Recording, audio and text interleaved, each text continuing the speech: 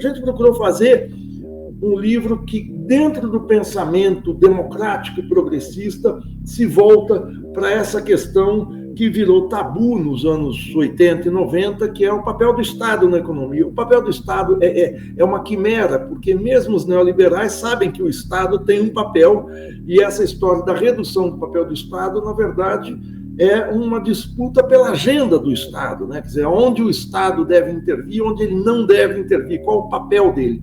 E o livro tenta ser uma contribuição a mais nesse terreno que, como o Paulo falou, é central no debate. Hoje, ainda mais no ano de disputa eleitoral, em que dois projetos estão claramente colocados aqui na conjuntura brasileira.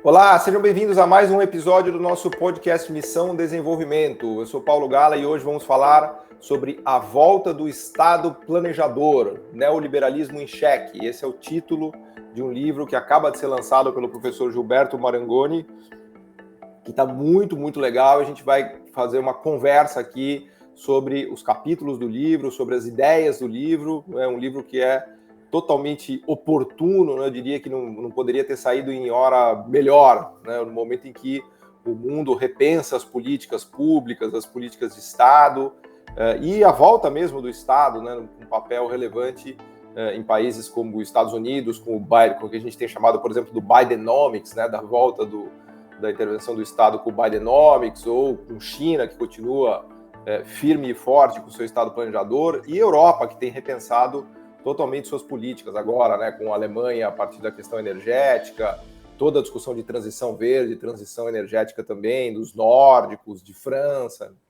Enfim, um tema que é mais oportuno e possível, né? Então, agradecer muito a presença aqui do professor Gilberto, é uma honra para a gente, uma alegria recebê-lo aqui para falar do livro, e dar as boas-vindas, já passar a palavra para você falar um pouquinho de você, professor, do que tem feito, da trajetória, e depois a gente já mergulha nas ideias do livro aqui. Eu sou suspeito porque participei do livro também, né? Então vocês já precisam dar um desconto aqui em relação ao meu entusiasmo, né? Mas, professor, seja muito bem-vindo, a palavra é sua.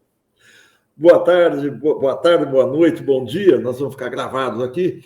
Paulo, é uma satisfação, uma honra estar aqui no seu programa. Eu acompanho você não só aqui, mas seus artigos em defesa da industrialização e da ação do Estado,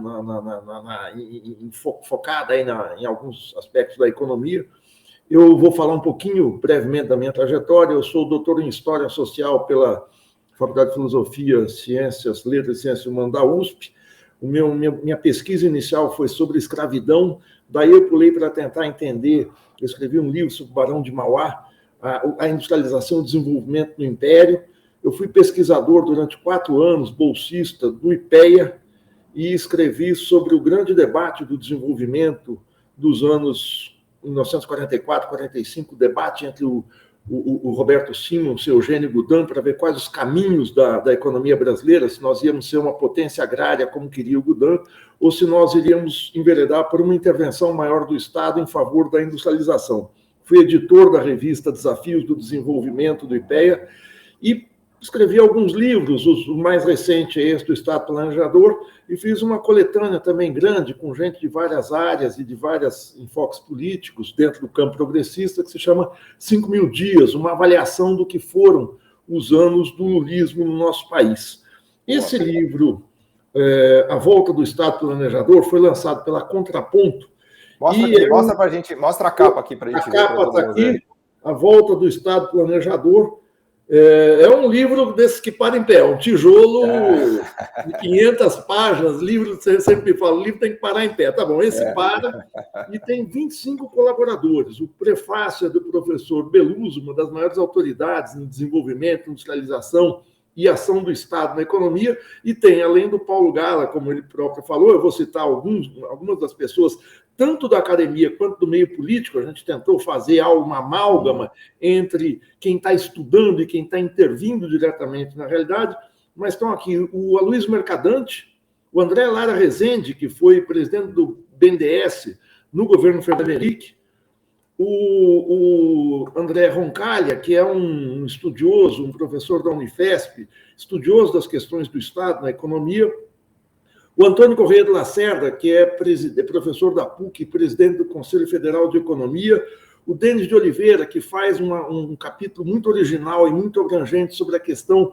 étnico-racial, a questão do negro e a necessidade do Estado regular as relações sociais também, com vistas à questão econômica, à questão do emprego, à questão de oportunidades, né?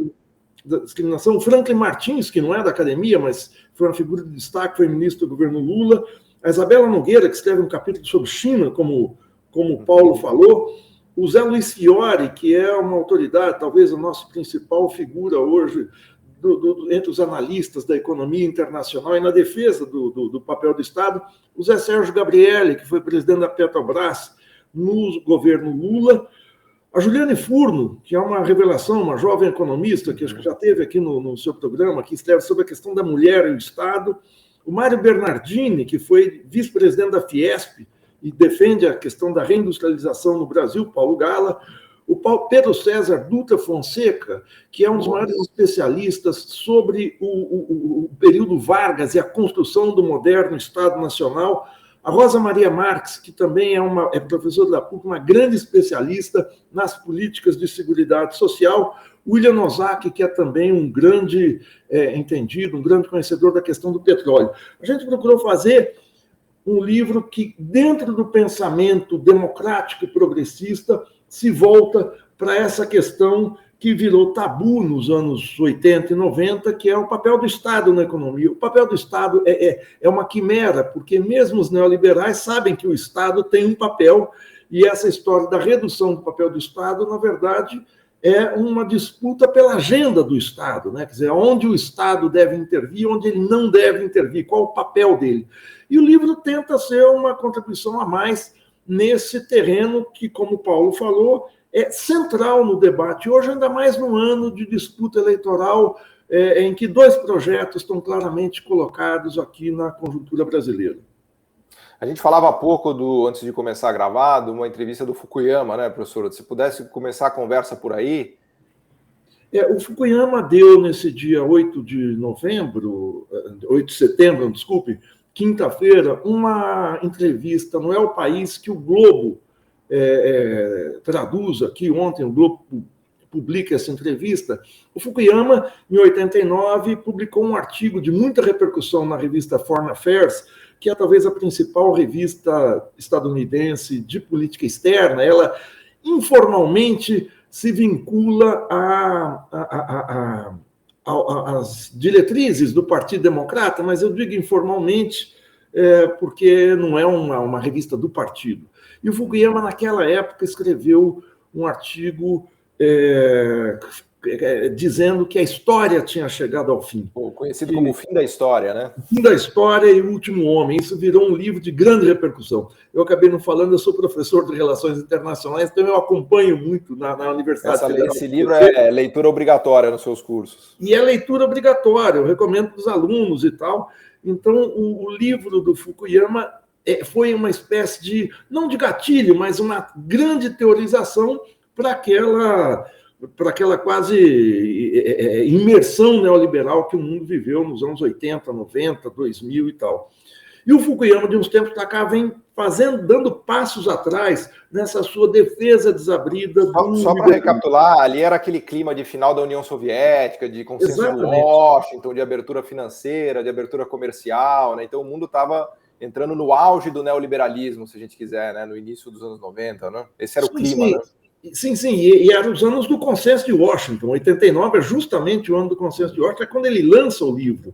E na América Latina nós tivemos, na periferia do mundo, a necessidade dos planos de ajuste estrutural, os planos de estabilização, de modo que o Fukuyama foi o grande teórico, e ele é um pensador brilhante, isso a gente tem que reconhecer. Ele escreveu esse livro aos 39 anos de idade. Então... E a gente abraçou o Fukuyama com toda a força nos anos 90, né, professor? O Brasil era o adorador de Fukuyama nos anos 90, não é isso? O livro dele foi lançado quase simultaneamente aqui, se tornou um best-seller.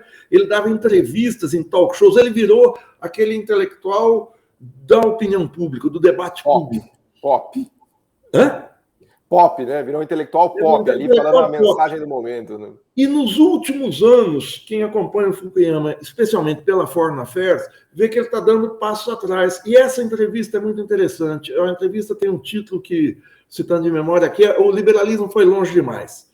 A gente precisa recuperar o papel do Estado, a gente precisa de intervenção do Estado em alguns gargalos da economia, mas até mesmo na vida social, porque o neoliberalismo provocou um individualismo crescente que vai erodindo a noção gregária, a noção solidária de vida social. É surpreendente que o grande teórico, o grande patrono dessas ideias, eu não digo patrono, mas um dos grandes apóstolos do neoliberalismo, esteja fazendo essa volta atrás. A gente teve vários livros.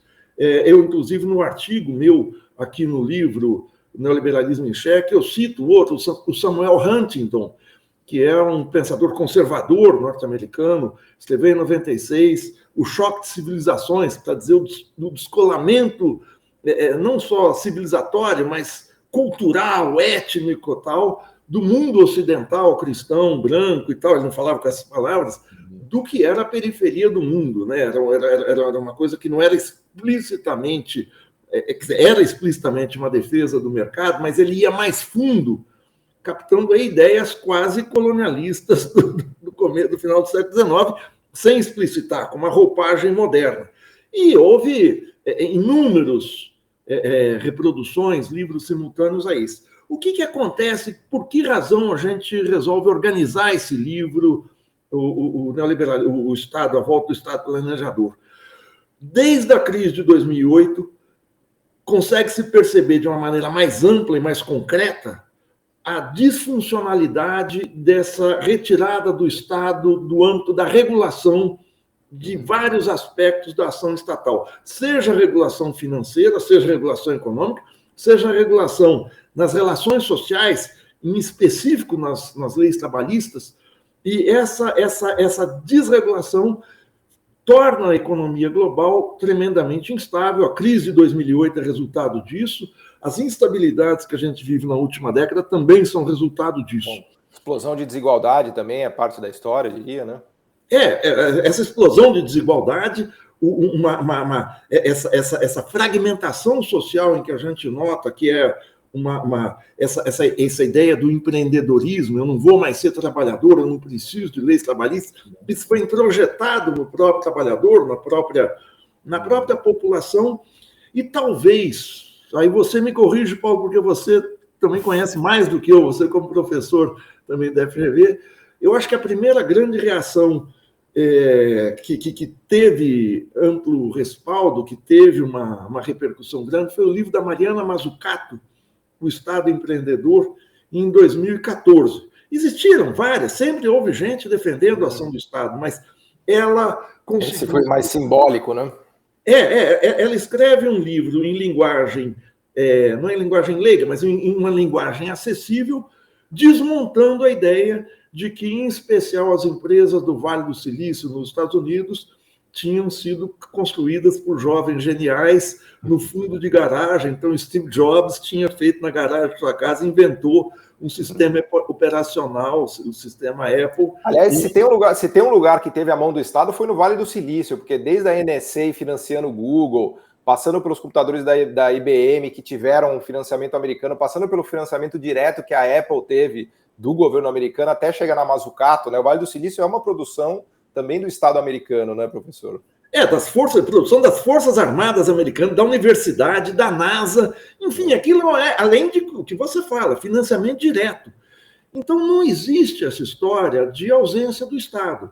Mas isso ficou muito mais claro com a emergência da pandemia. O que tem a ver a pandemia com a ação do Estado? É algo muito interessante, porque eu fiquei muito tocado com um discurso que o presidente francês Emmanuel Macron faz em março de 2020. Vamos só recordar, a pandemia de Covid-19 é detectada na província de Wuhan, na China, em dezembro de 2019. Em 11 de março de 2020, a Organização Mundial de Saúde classifica a Covid-19 como pandemia.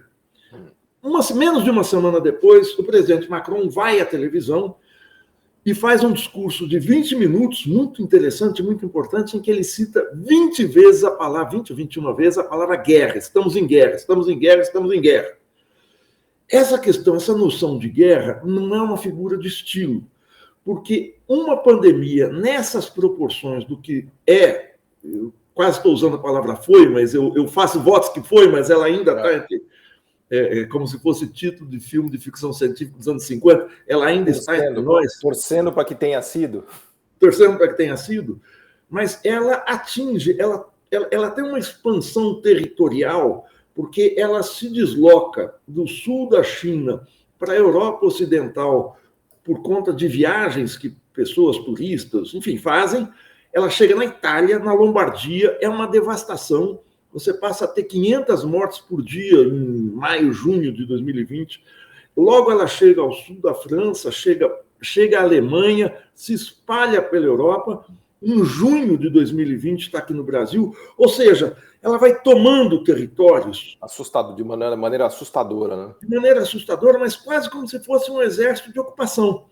E aí eu, que não sou da área de saúde pública, fui pesquisar essa relação pandemia-guerra.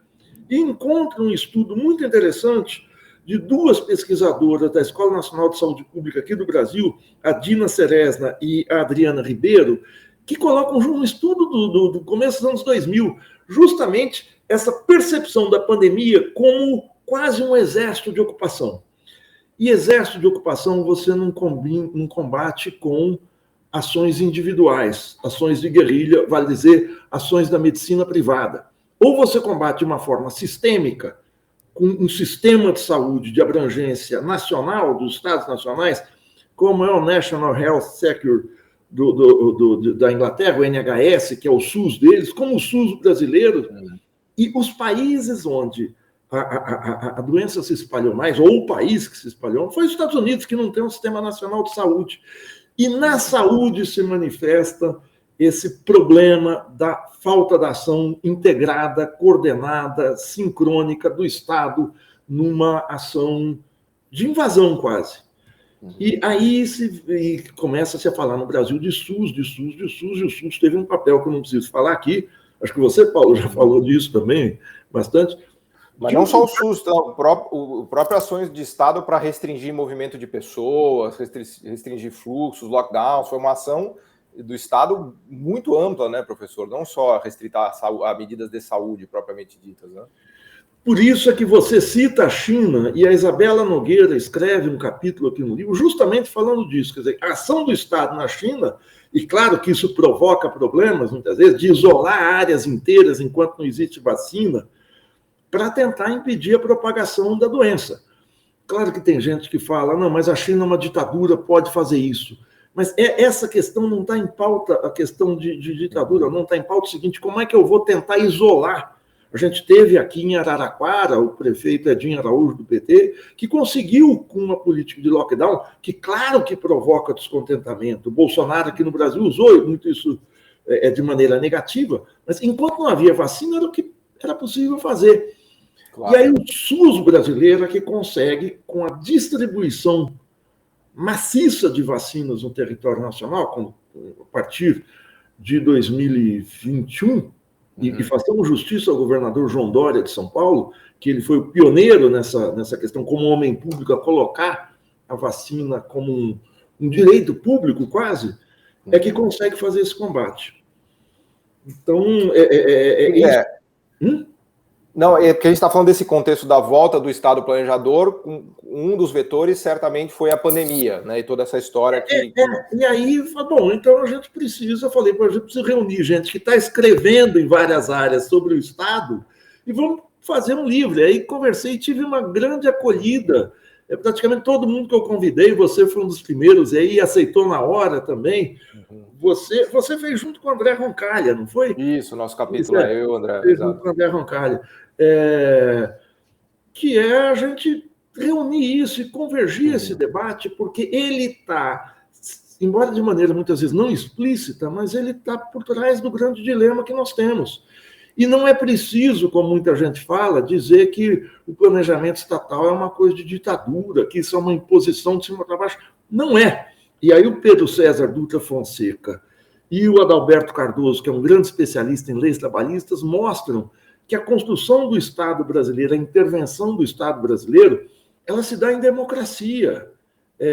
O desenvolvimento do Estado. E mesmo a ditadura militar, vamos falar de ditadura, mas o projeto da ditadura militar, a partir do Costa e Silva, mais especificamente a partir do Geisel, é um projeto de intervenção. Claro que é autoritário, eu não quero autoritário, a gente precisa de um Estado democrático, um Estado poroso às demandas sociais. Mas eu até queria puxar, aproveitando esse gancho, professor, puxar a conversa aqui para Estados Unidos e China, para esse conflito, e pensando um pouco agora no vetor da disputa China e Estados Unidos, né, aí, aproveitando aqui para a gente, como se diz em inglês, pick your brain, né, aproveitar a sua experiência como analista internacional disso, no seguinte sentido, né, até que ponto a ascensão da China despertou a volta do Estado planejador nos Estados Unidos, né? Esse é um tema que eu tenho estudado e eu gostaria muito de te ouvir, porque eu costumo brincar que o Reagan começou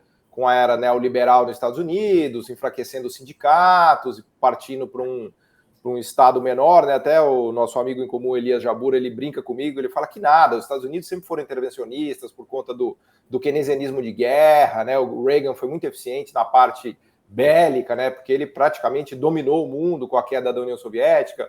Mas, enfim, o ponto que eu costumo fazer é que houve um enxugamento do Estado americano, pelo menos para fins de sindicatos, para fins de intervenção interna, né, na economia americana, que é o que a gente conhece como o neoliberalismo da Thatcher e do Reagan, né?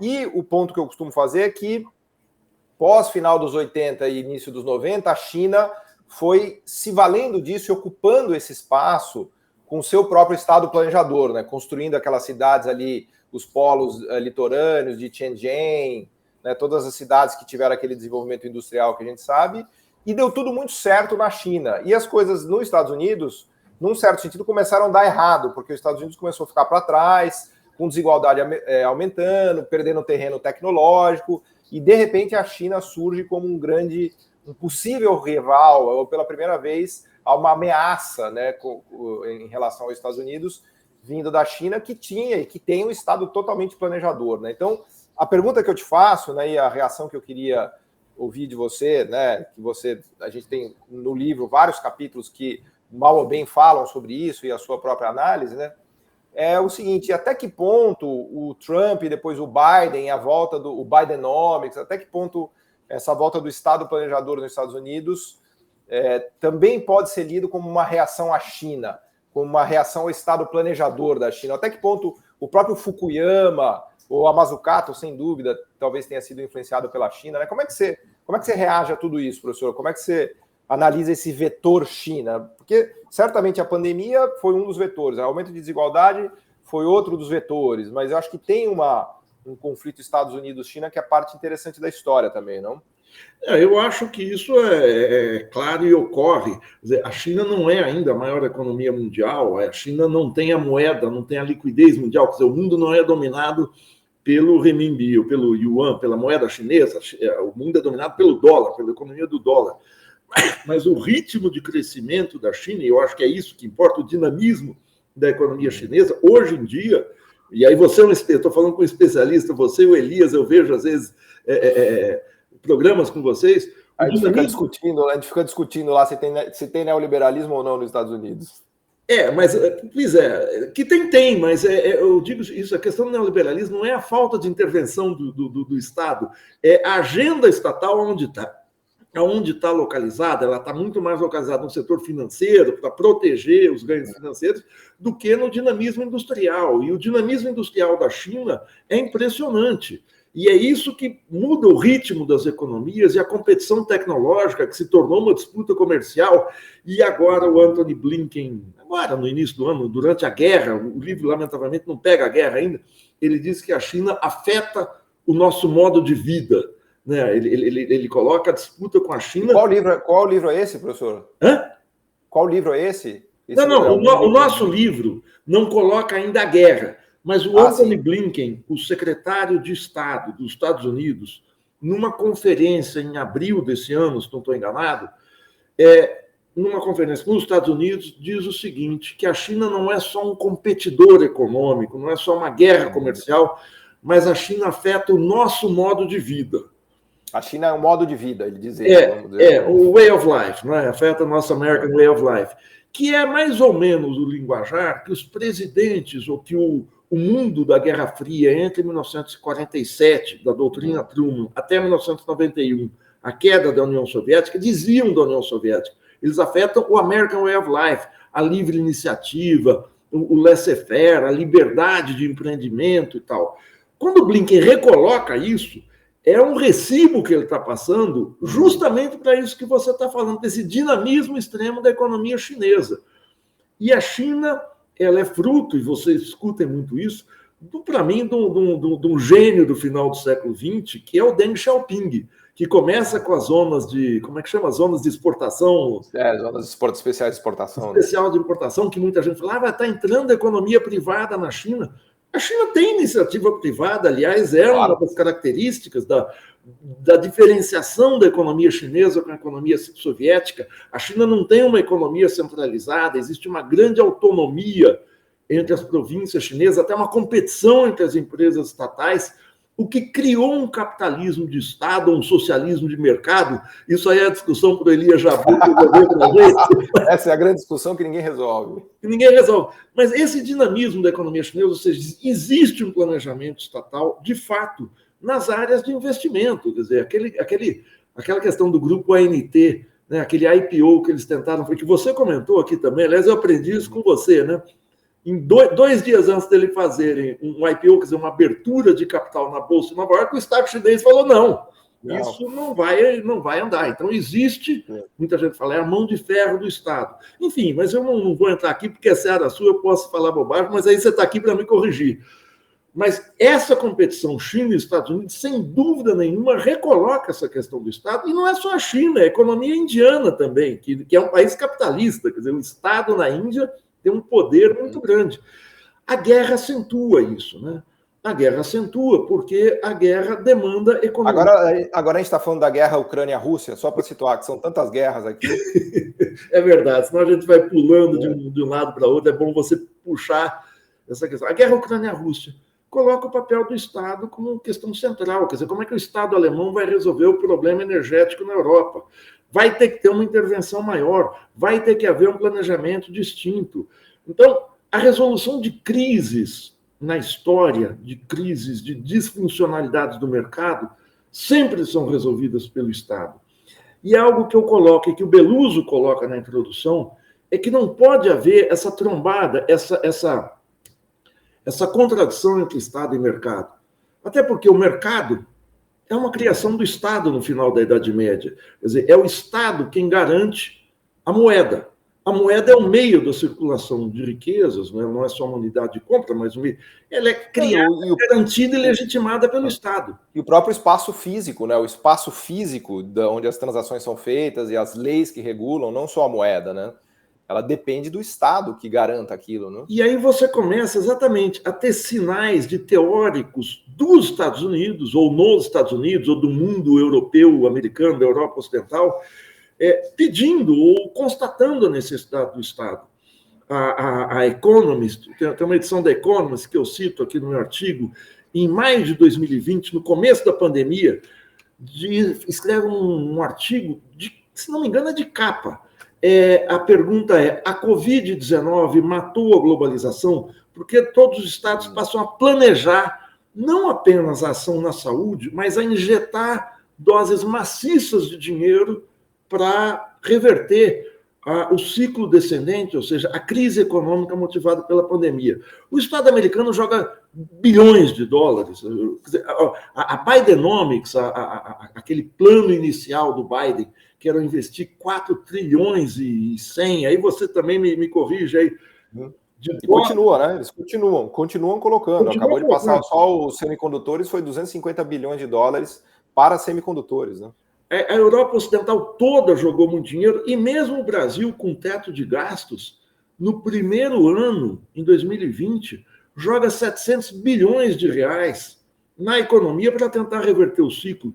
Quem chama muita atenção disso é a Rosa Marques. Quer dizer, não existiu teto de gastos. Como é que você resolve isso? Aí é outra discussão, vai emitir dinheiro, vai emitir dívida pública, mas o fato é o seguinte, os estados, pelo menos os estados maiores, e mesmo o Brasil, sob Paulo Guedes, teve que fazer uma ação de Estado para reverter a crise, não só para comprar vacina, mas para reverter essa crise.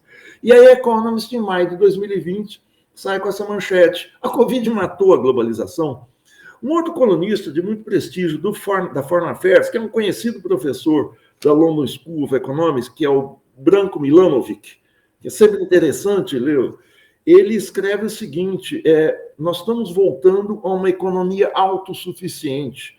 A globalização poderá se desfazer. Isso há 2 anos e meio atrás ele já escreve. Você começa a ter sinais, a ponto, e aí da Economist, que eu tentei acompanhar a imprensa econômica, financeira nesse período, a Economist, em janeiro desse ano, solta uma capa que eu achei hilária, que é o seguinte, cuidado, era o título em inglês é Welcome to the Era of the Boss State. Bem-vindo à era do Estado moderno. Ela está meio desesperada, ela não sabe o que fazer nesse mundo, né? Ela está incomodada. Ela fala, pô, esse Estado mandão não pode ser, tudo bem, tem que recuperar a economia, mas não dá. Ela fica reclamando, ela vira a revista reclamona nesse mundo. Ela reclama, mas assim, é uma constatação. Então o livro surge nessas águas, nessa vaga de rediscussão do papel dele. Hoje ninguém mais fala que o Estado é um fato. Tem gente que fala, né? Tem candidato a presidente da República, Nanico, aí na televisão, falando que tem que privatizar tudo, o Paulo Guedes dizia que tinha que privatizar até o Palácio do Planalto, enfim. Mas isso são delírios irresponsáveis de gente que, às vezes, tem o poder, e isso é perigoso, mas que gente que não vê o movimento do mundo. A privatização da Eletrobras, por exemplo, até o Jornal Nacional se colocou contra, quer dizer, até uma parte do sistema financeiro, porque foi uma responsabilidade aquilo, quer dizer, o Brasil perde a condição de ter um planejamento. Inclusive, estão reestatizando na França, né? Estão reestatizando na França, eventualmente até na Alemanha, né? Essa questão energética está em xeque. Né? O nosso amigo comum, Márcio Postman, fez outro dia um levantamento aqui de mais de 900 casos de reestatização de empresas e serviços só na Europa Ocidental. Não é no mundo todo, não. Na Europa Ocidental, acho que ele pegava um pouco a Austrália, mas são serviços que vão ter serviço de energia, transporte de trem, especialmente, serviço de água, serviços municipais, serviços... Reino Unido teve um movimento muito forte também de reestatização, né? Sim. E agora o Reino Unido está tendo um problema sério, né? Que é o problema da inflação acima de 10% e a necessidade do Estado financiar as contas de energia que estão provocando essa inflação e reposição salarial dos trabalhadores. Então, nunca houve, mas agora ficou evidente que essa mudança de agenda do Estado é irracional.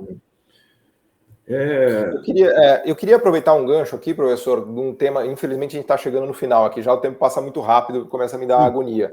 Mas tem um tema aqui que eu acho que é um vetor importante, a gente está falando sobre esse novo livro organizado pelo professor Gilberto Maringoni, que está fantástico, A Volta do Estado Planejador, né, o Liberalismo em Xeque, e a gente acabou falando um pouco dos vetores, né, que tem trazido essa realidade, falamos agora da guerra Ucrânia-Rússia, muito da pandemia, da ascensão da China, começamos ali levantando a própria ideia do Fukuyama, né, do fim da história, agora ele já disse que não é bem assim, talvez a história continue, né?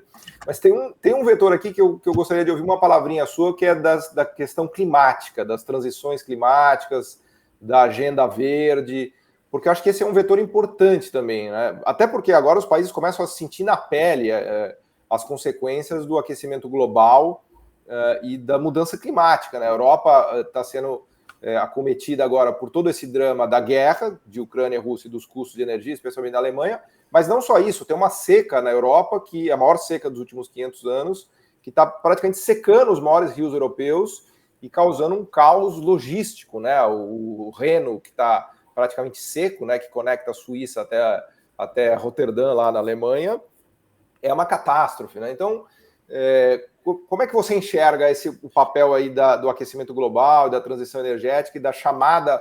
Porque o Estado está sendo chamado para voltar para a economia para tentar corrigir isso, que podem ser catástrofes, daqui a pouco vão ser catástrofes fora de controle, né? Mas me parece que o Estado está sendo chamado a baila para também dar conta disso, né, professor?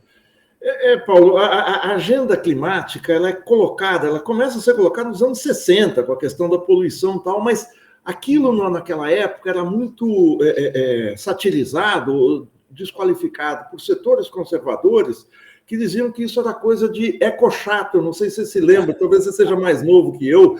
Não lembro. Com certeza. Ecologista, até hoje ainda se usa o ecochato. Hippie e tal, mas essa questão entrou na agenda da ONU, de outras organizações multilaterais, para valer a partir da Rio 92, da Eco 92, e isso começa a se tornar uma agenda de discussão na cúpula do poder político, na cúpula, enfim, de quem tinha influência, de alguma maneira, na política, no desenvolvimento econômico e tal. No entanto, mesmo assim, ela foi algo secundarizado, até que a gente começa a ter questões concretas nas grandes cidades europeias, para não dizer aqui no Brasil. Quer dizer, é inesquecível em 2019, em São Paulo, aquela tarde em que a cidade anoitece às 3 da tarde. Isso parecia que nós estávamos num país nórdico, próximo ao Polo Norte, no inverno, onde a noite é mais cedo, né? Mas ela se torna uma política. Você tem uma série de acordos, o Acordo de Paris e tal, que o Brasil acaba não obedecendo, mas o Brasil era um dos países marcados por uma regulação muito eficiente, por uma tentativa de redução, especialmente a partir da segunda metade dos anos 90 e mais nos governos Lula e Dilma, de redução do desmatamento, de tentar conter a devastação ambiental, mas nos últimos 4 anos isso virou letra morta. A agenda climática é mais uma questão que não vai depender de uma ação individual, da ação de uma ou outra empresa. Não existe esse negócio de a empresa de energia limpa. Ou é uma ação no atacado do Estado, no qual a iniciativa privada tem um papel eficiente, ou ela não funciona.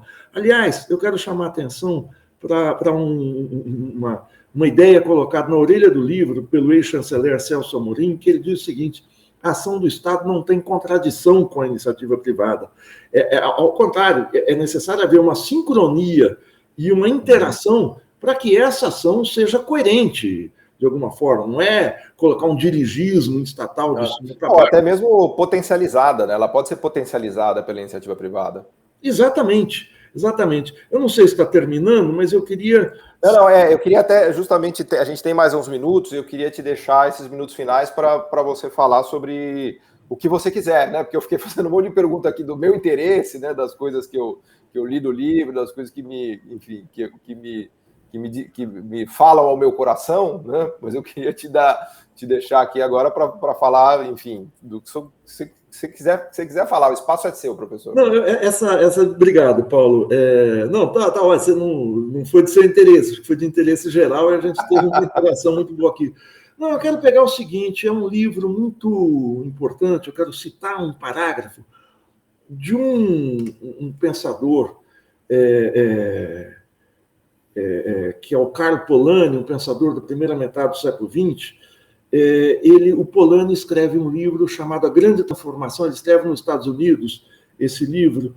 A Grande Transformação é a passagem, ele coloca os prejuízos que o ultraliberalismo britânico do século XIX, como esse século britânico, e a gente está falando nos dias aqui que sucedem a morte da Rainha Elizabeth, mas o Império Britânico se caracterizou por impor o liberalismo ao mundo.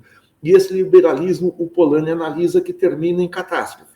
2 guerras mundiais, a primeira em 1914-18 e a segunda 39-45, e a crise de 29. E a gripe espanhola, que foi uma pandemia terrível entre 1919 e 20. Mas o Polanyi, falando aqui do mercado autorregulável, que naquela época se falava muito que o mercado tinha que regular as relações econômicas. 44 é o ano de Bretton Woods, da conferência que cria a regulação financeira internacional, as bases para a reconstrução do mundo pós-guerra. Eu vou ler, é curtinho. Ele diz o seguinte: a nossa tese é que a ideia de um mercado autorregulável implicava numa rematada utopia. Uma tal instituição não pode existir em qualquer tempo sem aniquilar a substância humana e natural da sociedade. Ela teria destruído fisicamente o homem e transformado seu ambiente num deserto. inevitavelmente, a sociedade teria que tomar medidas para se proteger. Mas quaisquer que tenham sido essas medidas, elas prejudicaram a autorregulação do mercado, desorganizaram a vida industrial e assim ameaçaram a sociedade em mais de uma maneira. 1944, há quase 80 anos, o Polanyi já aponta o problema do mercado autorregulável. Então, o livro vem a confirmar, não é nenhuma novidade, é algo muito antigo e consolidado. A ideia é o seguinte: não pode haver uma sociedade sem Estado como se propaga por aí.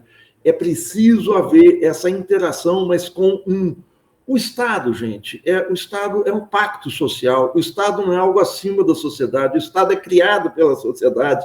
As leis, as normas, as constituições são acordos sociais, e esses acordos sociais têm que estar acima de ações isoladas de esse ou aquele agente econômico, de uma empresa, de um banco, enfim, dessa situação quase caótica que provoca o que o Paulo está falando.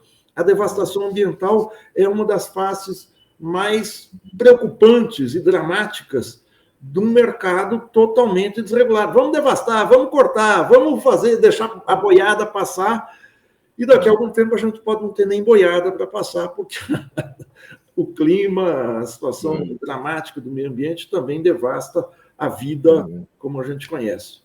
Paulo, muitíssimo obrigado aqui. Eu vou continuar te acompanhando, porque...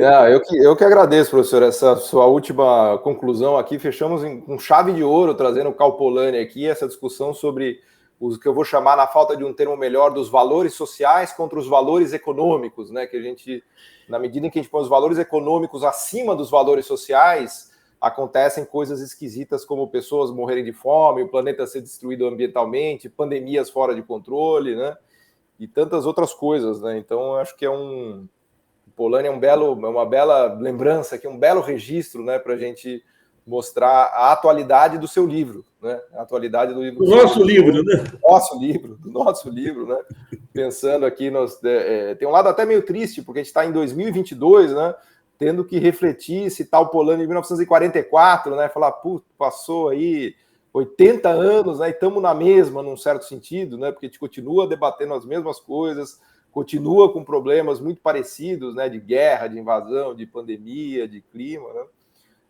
Mas enfim, né? Acho que, né, foi ótimo aqui, fechamos com chave de ouro. E fica mais uma vez a recomendação aqui de comprarem o livro. Se puder mostrar uma última vez aqui o livro para as pessoas. Olha, quem não encontrar no site da editora Contra a Corrente, editora do Rafael. A volta do Estado Planejador, Neoliberalismo em Xeque. Professor Gilberto Maringoni, muito, muito obrigado. Pode falar. Não, com a participação especial de Paulo Gala no livro. Não pode esquecer. Tem um artigo meu lá, junto com o André Roncalha e tantos outros. Uma leitura atualíssima, né, e ajuda muito a entender o mundo que a gente vive hoje, né? A gente tentou abordar aqui nessa conversa, ainda que rápida, né, todos esses pontos, esses elementos, e tenho certeza que todos que nos ouviram aqui ou que nos assistiram vão gostar. Professor, muito obrigado, uma honra, uma alegria para a gente poder recebê-lo aqui, e voltaremos, né, a convidá-lo para outros carnavais e outras discussões. Paulo, eu agradeço muitíssimo o espaço, a possibilidade. Eu é que me sinto honrado de fazer esse diálogo com você e com o público, o pessoal que segue o seu canal e que segue, como eu, repito pela quinta vez, os seus artigos e as suas legal. Produção. Vamos agradecer também aqui a Associação dos Funcionários do BNDES, que é quem nos permite fazer esse podcast aqui, Missão Desenvolvimento, né? Aproveitando para convidar todos que quiserem assistir nossos outros episódios, né? Na verdade, esse episódio ficou muito interessante porque ele fala um pouco sobre o que a gente fala em todos os episódios, né? Em todos os episódios do nosso podcast tem o título Missão Desenvolvimento. E mal ou bem, praticamente em todos os episódios a gente fala sobre essa relação Estado-mercado, né, e como isso como essa reflexão precisa ser feita para entender o Brasil, para entender o mundo, para nos trazer melhores caminhos, né? Então fica o convite aqui para todos assistirem também os outros episódios. Tem no Instagram, vocês acham no @Missão Desenvolvimento, tem o site com todos os episódios lá do podcast Missão Desenvolvimento, no meu canal do YouTube e também no canal do YouTube do Missão Desenvolvimento. Professor Gilberto Maringoni, muito, muito obrigado. Obrigado a todos que nos acompanharam. O podcast Missão Desenvolvimento é uma realização da AFB-NDS, Associação de Funcionários do BNDES, e vai ao ar semanalmente em todas as plataformas digitais. O programa tem direção de Felipe Peçanha, produção de Tatiana Gurgel e edição de Pedro Rocha. Para saber mais, acesse nosso site www.missãodesenvolvimento.com. Você também pode assistir a outros episódios já gravados nos canais do Missão Desenvolvimento e da AFB-NDS nas redes sociais. Até a próxima!